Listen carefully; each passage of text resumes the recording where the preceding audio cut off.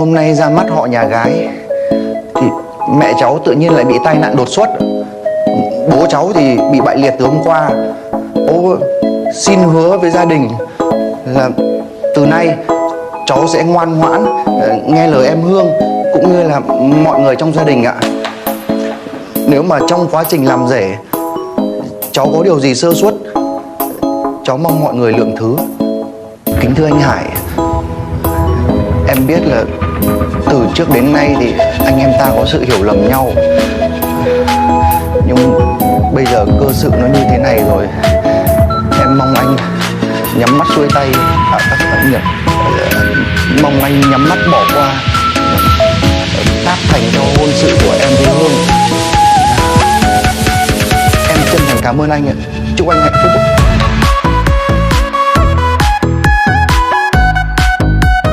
Hay là em có số điện thoại cho anh xin, hôm nào anh em mình rảnh để cho chó nó giao lưu với nhau được không? Cô gái tên à? Dạ không ạ, em đang định tìm chỗ đi vệ sinh. Đi vệ sinh ngoài đường. Dạ. Hay mày định chờ cô chủ cho chó đái ở đâu thì mày tè vào đấy? Dạ không ạ, em... Cô đách đùa với mày nữa. Nói cho nhanh. Dạ. Tao thấy mày hình như đang chán sống rồi đấy. Dạ không ạ. Mày nổi tiếng là một thằng ăn rồi bỏ. Con gái ở vùng này đứa nào cũng quan tâm mày. Dạ. Thì tao nói cho mày biết, tao rất quan tâm. Dạ. Đấy là việc của mày. Dạ vâng. Nhưng tao hy vọng mày hiểu, đây là trường hợp khác. Dạ vâng, em hiểu ạ.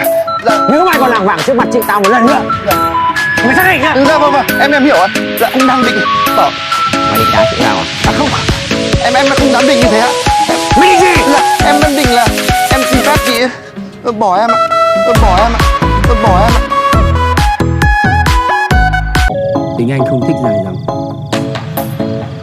Bây giờ có 3 cách em chọn. 1. Chúng mình đi với nhau một lần rồi chia tay. 2. Sống với nhau hết mình cả đêm nay. 3. Nếu em chưa có gia đình thì chúng mình thành vợ chồng. Em thích kiểu này anh chị?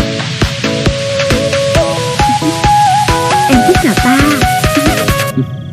Xong.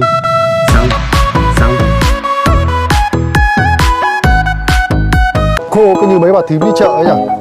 Chờ đợi có một tí mà anh cầu nhau như mấy ông chồng già ấy ha. Còn cái mặt cô vẻ mót lấy chồng rồi đấy. Anh có thôi đi không? Sao? Nói nữa ấy, tôi thôi cho hết bây giờ.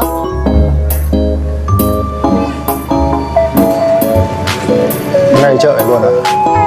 À, Con đấy. nhắm mắt vào.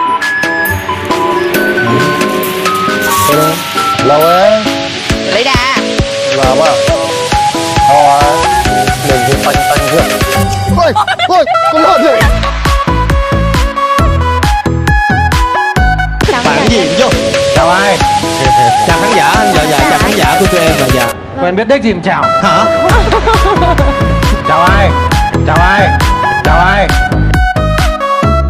Con đang nói chuyện với bố đây.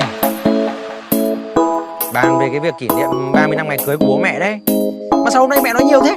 Này, mẹ mày bị viêm họng, tắt tiếng từ chiều hôm qua rồi. Nhưng bố bảo này, bố đồng ý với quan điểm của con. Riêng với con Văn Điệp chơi bời qua đường thôi, ăn bánh trả tiền. Và vợ không bao giờ ly dị. Bố đồng ý. Này qua, em phải nghe giải thích nữa chứ. Ông già ông trêu thôi. Anh thề nhá, anh mà nói dối cả lò cho anh chết. Ăn bánh trả tiền. Cái gì? Em làm gì đấy? Qua em à? Đang bang chiến. Chiến gì? Chiến với con là anh à? Cô bị dở hơi à? Và vớ vẩn. La già thì làm sao nghe điện thoại được? Ai mà biết? Thì có là ai qua đây rồi? Không. Bận. Này, anh lại đang làm cái game không? Thì làm sao?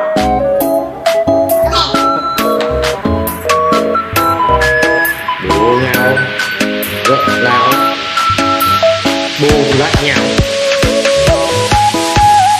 tự cảm giá, gái bố thiếu ích gì? Bố nhau, vợ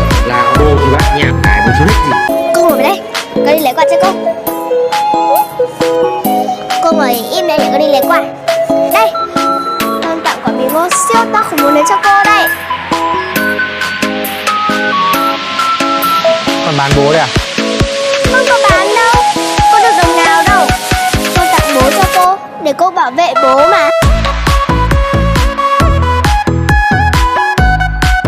Các cô các cậu là thiếu cẩn thận lắm. Mà đã dặn đi dặn lại biết bao nhiêu lần là đi ra đi vào thì phải đóng cổng. Đêm hôm cái cửa thì thông thống, cái xe thì vứt ở ngoài sân không ai trông. Quá bằng mời ông Sơi. Cũng vì bà Hạc sang đây gây rối nên bọn cháu mới phải vào phòng ngồi. Tại bà Hạc ấy, chửi xong đi về thì bảo người ta một câu để người ta còn khóa cổng. Thằng này cứ thế mà về.